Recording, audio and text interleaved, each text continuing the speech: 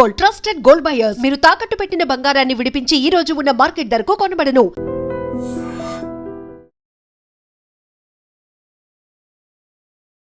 Ladies and gentlemen, welcome to iDream media. నేను ప్రియదర్శన్. నాతో పాటు ఎవరున్నారంటే, బేసిక్గా మనకు వచ్చే ప్రతి అనారోగ్య సమస్యకి ప్రకృతిలోనే పరిష్కారాలు దొరుకుతూ ఉంటాయి. వాటిని ఈరోజు కొన్ని సమస్యలకి మనం పరిష్కారాలు వెతుకుతాం. నాతో పాటు ఉన్నారు traditional healer, herbalist B Anjaneya Raju గారు. మాట్లాడదాం. సార్ నమస్తే. నమస్కారం అండి. బాగున్నారా సార్? బాగున్నానండి. సో బేసికల్లీ వచ్చేది శీతాకాలం. మన తరతరాలుగా చూస్తుంది శీతాకాలం అనగానే ముక్కులోంచి ఇలా జారుతూ ఉంటది, చిన్నపిల్లల నుంచి పెద్దవాళ్ళ వరకు. ఇదంతా ఓకే, బట్ ఇప్పటి వరకు లంగ్ హెల్త్ గురించి ఎవరు పెద్ద పట్టించుకునే వాళ్ళం కాదు సార్. స్మోకర్స్ అయితే వాళ్ళ లంగ్స్ ఎప్పుడొకప్పుడు పాడవుతాయి, వాళ్ళకి ఐ మీన్ త్వరగా ఏదో ఒక ఇష్యూ అవుతుందని అనుకునేవాళ్ళు. బట్ ఈ కోవిడ్ తర్వాత ప్రతి ఒక్కరు లంగ్స్ మీద ఫోకస్ చేయడం మొదలు పెట్టారు. అంటే ప్రతి ఒక్కరికి బ్రీతింగ్ కరెక్ట్ గా అందుతుందా లేదా, మన లంగ్స్ బాగానే ఉన్నాయా లేదా అనే డౌట్ మొదలవుతుంది. అండ్ వచ్చేది కూడా శీతాకాలం. సో ఇది దృష్టిలో పెట్టుకుని మీరు లంగ్స్ హెల్త్ ని కాపాడుకోవడానికి, అంటే లంగ్స్ హెల్దీగా ఉన్నాయా లేదా చెక్ చేసుకోవడానికి ఎలాంటి సలహాలు ఇస్తారు? ఇది ప్రాణ అనేది మన శరీరంలో తిరుగుతుంది, మనం ఆరోగ్యంగా ఉండాలి అంటే లంగ్స్ ఫస్ట్ ఆర్గాన్ అండి. ప్రతి ఆర్గాన్కి ఇంపార్టెన్స్ అనేది ఉంది, కానీ అన్ని ఆర్గాన్స్ని బతికించేది లంగ్స్. మనిషిని బతికించేది కూడా, టోటల్ బాడీని బతికించేది కూడా లంగ్సే. ఊపిరి అంటే ప్రాణ అంటే ఆక్సిజన్. ఈ ప్రాణ అనేది మీరు కాపాడుకోవాలి అంటే మీ లంగ్స్ బాగుండాలి. ఈ ప్రాణ అనేది బాగుండి మీ లంగ్స్ కనుక ఆక్సిజన్ని అబ్జర్వ్ చేసుకుని బ్లడ్లో మిక్స్ చేసినాయి అనుకోండి, ఆ బ్లడ్ ద్వారా మీ శరీరం అంతా ప్రతి నరనరానికి ఆక్సిజన్ ఎలా అందుతుంది అనుకోండి, మీకు అనారోగ్యం రాదండి. కొన్ని కోట్ల నరాలు మీ శరీరంలో ఉంటాయి. అన్ని కోట్ల నరాలకి ఆక్సిజన్ వెళ్ళినప్పుడే మీరు ఆరోగ్యంగా ఉంటారు. ఎక్కడికి ఆక్సిజన్ అందట్లేదు అక్కడ సెల్స్కి ఆక్సిజన్ సరిపోక ఆ సెల్స్ అన్నీ చనిపోవడం వల్ల, అక్కడ మళ్ళీ కొత్త సెల్స్ పుట్టకపోవడం వల్ల, ఆ సెల్స్ బయటికి వెళ్ళకపోవడం వల్ల మీకు అనారోగ్యం అనేది మొదలవుతుంది. ఇన్ని కారణాలని న్యూట్రల్ చేసి హిమాలయ యోగులు ఉన్నారండి, వాళ్ళు శ్వాసను కంట్రోల్ చేసేస్తారు. హిమాలయ యోగులు కానీ సాధన చేసి గొప్ప గొప్ప సాధకులు కానీ చెప్పేది ఏంటంటే, మనిషి పుట్టగానే ఇన్ని శ్వాసలని లెక్క, అన్ని శ్వాసలు అయ్యాక చనిపోతాడు. అలాగే ఇంత ఆహారం అని లెక్క, ఆహారం అవగానే చనిపోతాడు. వీరబ్రహ్మం గారి పుస్తకంలో అయితే ఈ శ్వాసను హంస అంటారు. ఆయన హంస ఎగిరిపోయిందని ఏలకోలం ఆడతారు చూడండి, విలేజ్లో ఎవరైనా పోతే హంస ఎగిరిపోయింది రాడి పోయాడంట, గాలిపోయింది రాడికి అంటారు. గాలిపోయింది అంటే చనిపోయినట్టు. ఆ గాలికి అంత గొప్పతనం ఎందుకు ఇచ్చారండి అంటే, శ్వాసే మనిషిని బతికించేది. మీకు హిమోగ్లోబిన్ డాక్టర్ గారు 10 లోపు ఉండకూడదని చెప్పారు, ఒక 6 ఉంది, కానీ మీరు చనిపోరు. 6 కూడా దేని మీద ఆధారపడి ఉంది?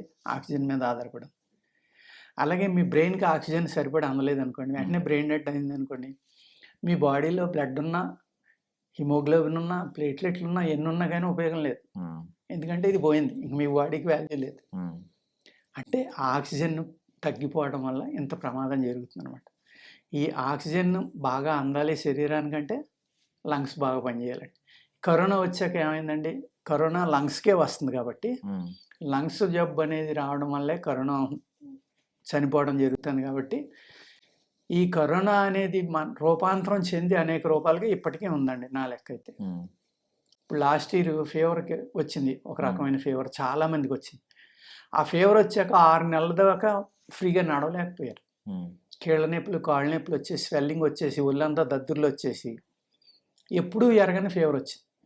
ఎప్పుడూ ఎరగని అనేక జబ్బులు వస్తున్నాయి. ఇవన్నీ ఏంటంటే మారిపోయింది, రకరకాలుగా మార్చుకునేది. ఇంకా ఇప్పటికీ ఒకసారి వచ్చింది అది పోదండి. ప్రకృతిలో గాలిలో వచ్చిన వైరస్ అది రకరకాల రూపాంతరం చెంది ఏదో రకంగా ఇబ్బంది పెడతానే ఉంటుంది.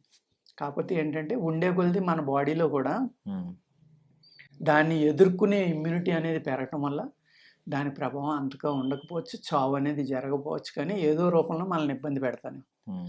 దాని నుంచి మనల్ని మనం కాపాడుకోవాలంటే ఏం చేయాలండి? రాబోయేది చలికాలం. చలి అనేది చలి ప్రాంతంలో ఉన్నవాళ్ళకి ఇబ్బంది పెట్టదు, కానీ వేడి ప్రాంతంలో ఉన్న వాళ్ళకి చలి వల్ల లంగ్స్ వీక్ అవుతాయి.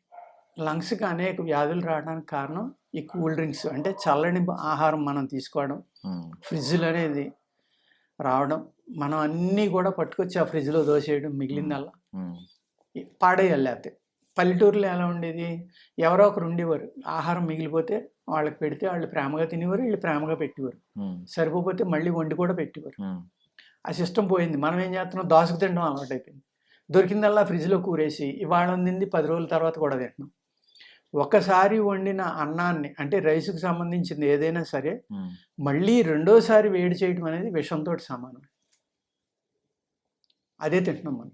2 సార్లు కదా, 5 సార్లు వేడి చేసి తింటున్నాం. మళ్ళీ ఆ ఫ్రిడ్జ్లో లక్షల కొద్ది బ్యాక్టీరియాలు ఉంటాయి, రకరకాల బ్యాక్టీరియాలు అని చెప్తున్నారు డాక్టర్లు, సైంటిస్టులు. అయినా మనం విన్నాం. పూర్వకాలం చక్కగా కుండలో నీళ్లు పోసి ఆ కుండ ఇసుక మీద పెట్టి ఈ కూరలు కూడా ఆ కుండ చుట్టూరు పేర్చుకునేవారు. న్యాచురల్ ఫ్రిడ్జ్ అనమాట అది. ఆ కూరలు గమ్మని చెడిపోయి కదండి. ప్లస్ వాటికి స్ట్రెంగ్త్ ఎక్కువ ఉండేది, ఎందుకంటే మనం గో ఆధారిత వ్యవసాయం, పశువుల నుంచి వచ్చిన ఎరువులు, పెంటలు, మూత్రం, ఆ కుళ్ళిపోయిన గడ్డి ఇలాంటివి వేసే పండించేవాళ్ళు. కెమికల్స్ ఏమి లేవు కాబట్టి ఆ కాయ మీకు నెల ఉన్నా నిల్వ ఉండేది, వారం ఉన్నా నిల్వ ఉండేది. కూరగాయ కూడా 10 రోజుల దాకా కుళ్ళిపోయేది కదా, వడిలేదు. కానీ ఇప్పుడు 2వ రోజుకి కుళ్ళిపోతుంది. అందుకు ఈ లంగ్స్ అనేది ఏసీలోకి వెళ్ళడం వల్ల మ్యాక్సిమం చెడిపోయింది. ఇప్పుడు మనం ఎలా బతుకుతున్నాం, ఆఫీస్ ఏసీ, కారు ఏసీ, ఇల్లు ఏసీ. శీతాకాలం వచ్చినా కూడా నిద్ర పట్టట్లేదు ఏసీ వేసుకోకపోతే. ఎందుకు అలా అయిపోయింది అంటే మనకి అలవాటు పడిపోయాం శారీరకంగా, మానసికంగా. ఆ ఏసీ ఎప్పుడైతే ఉందో అందులోంచి వచ్చే బ్యాక్టీరియా కూడా అనేక రకాలు ఉంటుంది.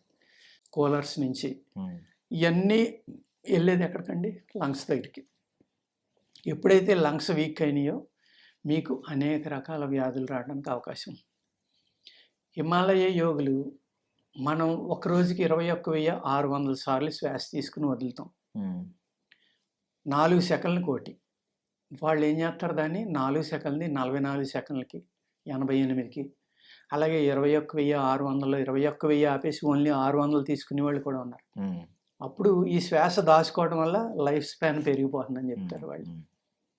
అలాగా 300, 500, 800, 900 ఏళ్ళు బతుకున్న వాళ్ళు కూడా ఉన్నారు. ఈ మధ్యకాలంలో అయితే అనేక మంది ఇప్పుడు టీవీలో కూడా చెప్తున్నారు. ఎవరు ఇక్కడ ఉండేవారు, ఎక్కడ కాశీలో నాగసాధువులు వాళ్ళు, ఇప్పుడు దేవరహ బాబా అని, ఇప్పుడు మన అలహాబాద్ కుంభమేళా జరిగిందండి, అక్కడ దేవరహ బాబా అని ఒక ఆయన ఉండేవారు. ఆయన 7 అడుగులు హైట్.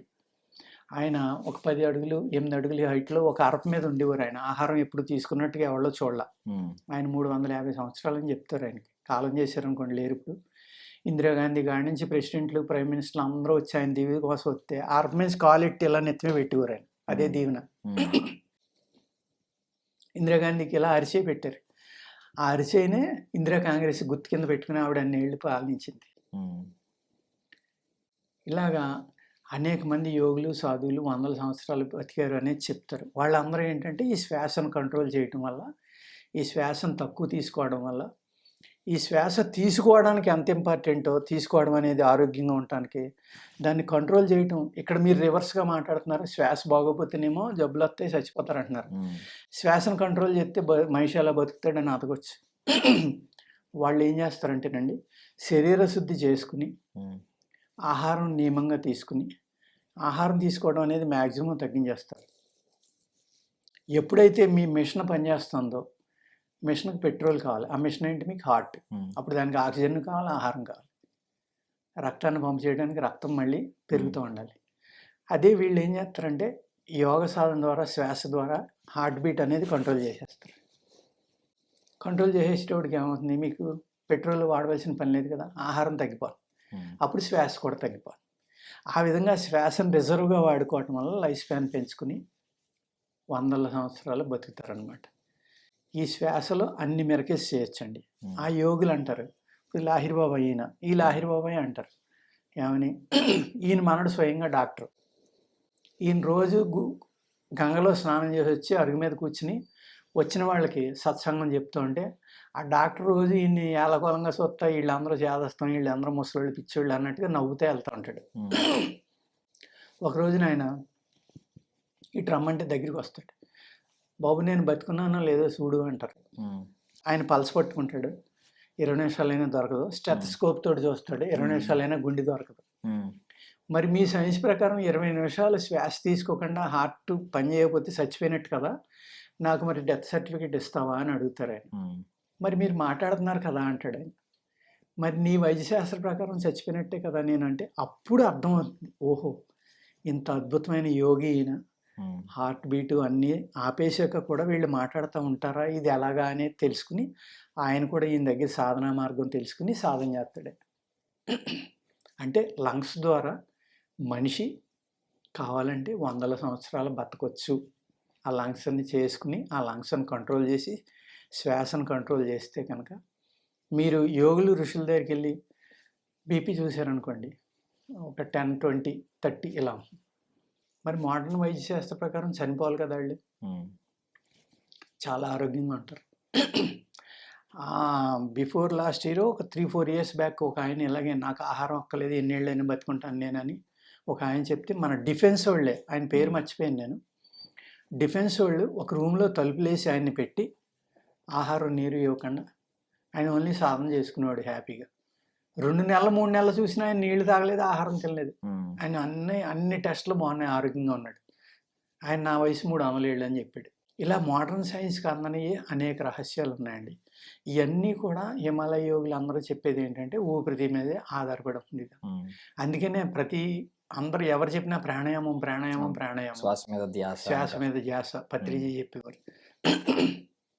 అంటే శ్వాసకి లంగ్స్ అంత ఇంపార్టెంట్ అయిన అవయవాలు మన శరీరంలో, వాటిని ఇప్పుడు ఆరోగ్యంగా ఉంచుకోవాలంటే ఏం చేయాలి, ఈ శీతాకాలం వచ్చేసరికి ఈ చలి నుంచి మన శరీరం బయటికి రావాలి అంటే వేడి పెరగాలి, లోపల ఇంటర్నల్గా శక్తి హీటు పెరగాలంటే సేమ్ మళ్ళీ వేడి చేసి మన ఆయుర్వేదంలో అనేక రకాలు ఉన్నాయండి. తేనె, అల్లం రసం, తులసి రసం ఇలాంటివి కలుపుకుని కనుక తాగితే, చిన్నపిల్లలకు కూడా కొన్ని డ్రాపులు వేస్తే ఆ శ్లేష్మం అంతా దిగిపోయి చక్కగా, ఈ శ్లేష్మం అనేది దిగిపోయి మనకి రొంప కానీ దగ్గు కానీ రాకుండా ఉండాలి. ఈ కఫం పెరగకూడదంటే ఏం చేసేవారు అండి, పూర్వం ఆముదం ఇచ్చేవారు. ఆముదం ఇచ్చేసరికి ఏమవుతుంది, మొత్తం స్టమక్ క్లీన్ అయిపోవడం వల్ల ఈ కఫం గిఫం అన్నీ బయటికి పోయి, ఆముదం అనేది యాంటీబయాటిక్ అండి, antiviral, anti fungal, anti bacterial, pain killer, ఇన్ని రకాలుగా పనిచేస్తుంది. Plus lubricant. అందుకు చక్కగా సీజన్ మారినప్పుడల్లా ఆముదం ఇచ్చేవారు. ఆముదం తాగటం వల్ల ఆరోగ్యంగా ఉండేవారు. స్టమక్ ఎప్పుడైతే శుద్ధి అయిందో, ఈ శ్లేష్మం అంతా పోయిందో, అప్పుడు లంగ్ చక్కగా పనిచేసేది. లంగ్స్ ఆరోగ్యంగా ఉండేవి. లంగ్స్ ఆరోగ్యంగా ఉండటం వల్ల వాళ్ళు బలంగా కూడా ఉండేవారు. Thank you sir, thank you so much, చాలా అద్భుతంగా చెప్పారు. And for more videos, Please subscribe to iDream. Please subscribe to iDream. Please subscribe iDream. And please subscribe to iDream. For more videos, subscribe to iDream. please like, share and subscribe to the channel. Congratulations, iDream. Subscribe to iDream. Subscribe to iDream. So subscribe to iDream Media. iDream ki iDream team అందరికి huge congratulations. Please subscribe iDream Media. Please subscribe to iDream. Subscribe iDream. Please subscribe to iDream. iDream అంటే నా కళల ఛానల్ను subscribe చేసుకున్న నోరు తిరుగుతలేదు, మీరైతే గంట గుర్తు కొట్టండి. For more such videos, please subscribe to iDream. Subscribe to iDream. Please subscribe to iDream. Please subscribe iDream Media. Please do subscribe to iDream. Please subscribe to iDream Media. For best entertainment and information, please subscribe iDream. And don't forget to subscribe to iDream.